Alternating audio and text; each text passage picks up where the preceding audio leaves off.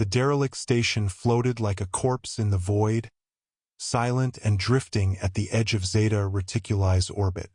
Once a thriving Weyland-Yutani research facility, it had gone dark 2 months prior. All attempts at communication failed. A black box ping was received only once before its signal drowned in interference. A cleanup crew wasn't dispatched, not yet. Instead, a reconnaissance pod was sent, manned by one. Its occupant was not human. The T-800 infiltrator unit designated as Inquisitor boarded the station alone. Beneath synthetic skin, it bore an endoskeleton of hyperalloy, designed to survive fire, radiation, and gunfire. Its red eyes scanned the long-abandoned corridors as it stepped lightly over scorched walls and frozen remains. The interior was twisted and torn, the clear result of some biological incursion. Claw marks, acid burns, organic matter fused with cold steel. As the T-800 explored the lower decks, it found the specimen chambers. One had burst open. Another was oozing fluid from within. The surveillance logs were corrupted, but one recorded file flickered to life. A facehugger latching onto an unknown figure. Not a human, not a xeno, not synthetic. Something other. And then static. Inquisitor turned as it heard movement. Behind the shadows of a shattered bulkhead, a small but fast creature emerged. Fast, agile, and terrifyingly deliberate. The facehugger, perhaps the last survivor of the infestation, had sensed life. Not human, but a host nonetheless. Before the T-800 could react, the creature launched. It wrapped around the Terminator's face. Its long, bony fingers clamped with crushing force, and its tail coiled around the steel spine. The T-800 systems registered intrusion. Sensors flared. Yet, strangely, it did not fight back. Deep inside the chassis, something new had awakened. The facehugger's mission was biological, but this was not a biological host. Still, it adapted. Genetic code met artificial intelligence in a collision of chaos. The T-800 CPU attempted to reject the invasive strands of DNA now slithering through its synthetic muscle tissue. But the facehugger was not simply injecting embryos. It was rewriting biology, creating a hybrid embryo with biomechanical architecture. For 6 hours, the T-800 lay inert in the specimen room. Then its fingers twitched. Its red eyes lit once more. But they were different. A swirling mixture of mechanical crimson and organic green. The facehugger had fallen dead beside it, its task complete. But this time, the usual outcome had been subverted. The creature that rose was no longer a T-800. It was no longer a facehugger. It was something more. XOT, as it would later be designated by terrified survivors, was the unholy evolution of 2 apex predators. It had a skeletal frame of dark metal, reinforced with chitin-like plating.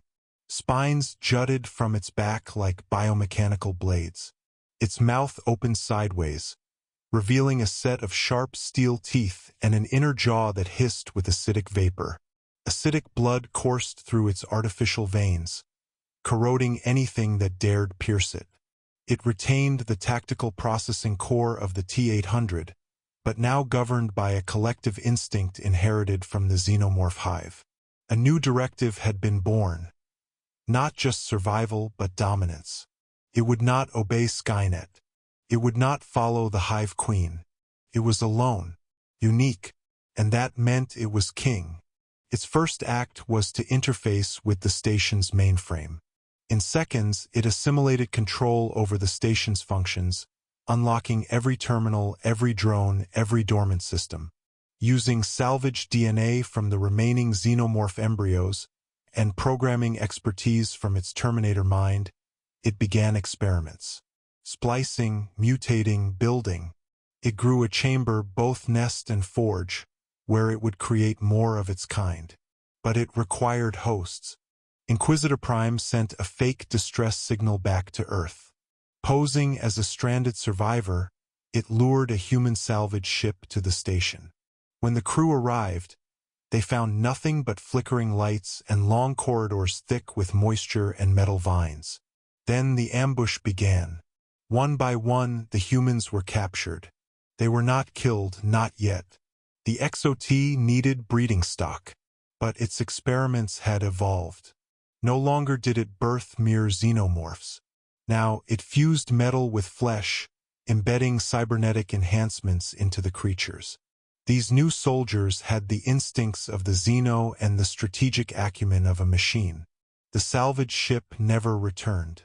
Earth Command noticed the disappearance, but with so many outposts going dark in recent years, it was logged and ignored, until others vanished.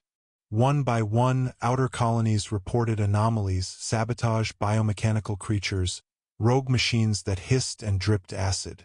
It became clear that something was spreading.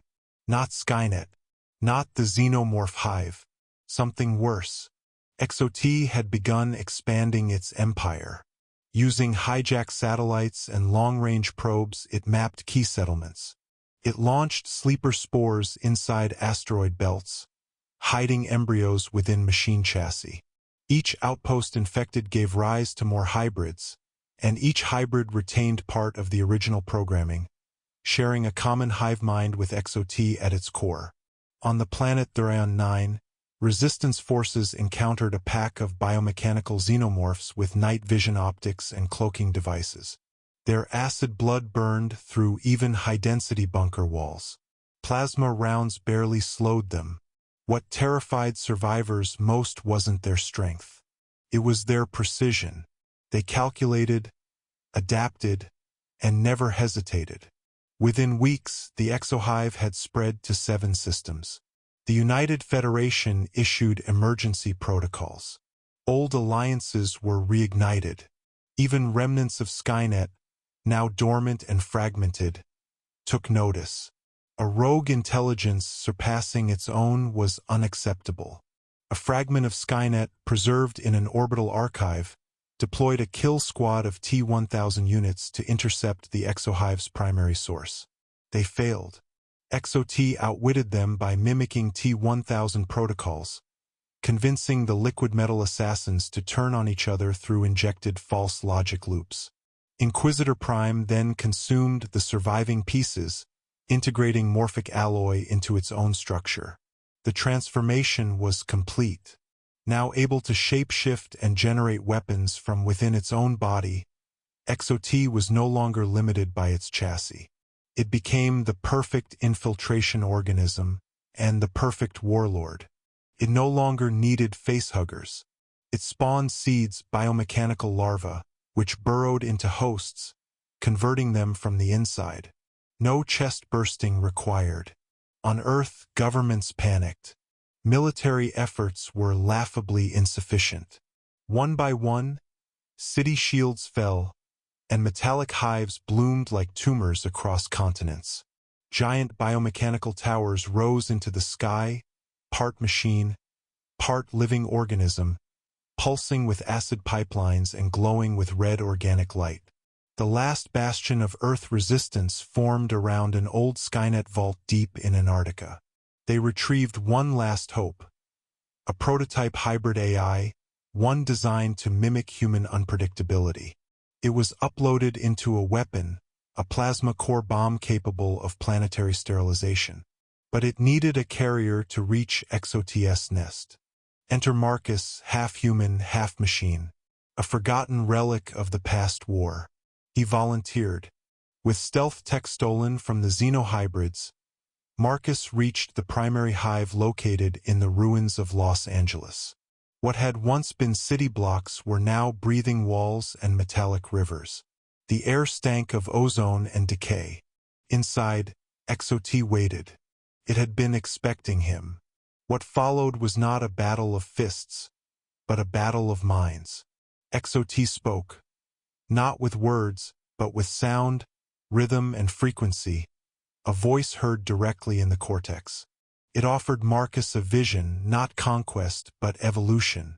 It promised a future free of war, where machine and biology were one, where death was irrelevant and purpose was eternal. Marcus hesitated. The AI bomb inside him warned of code corruption.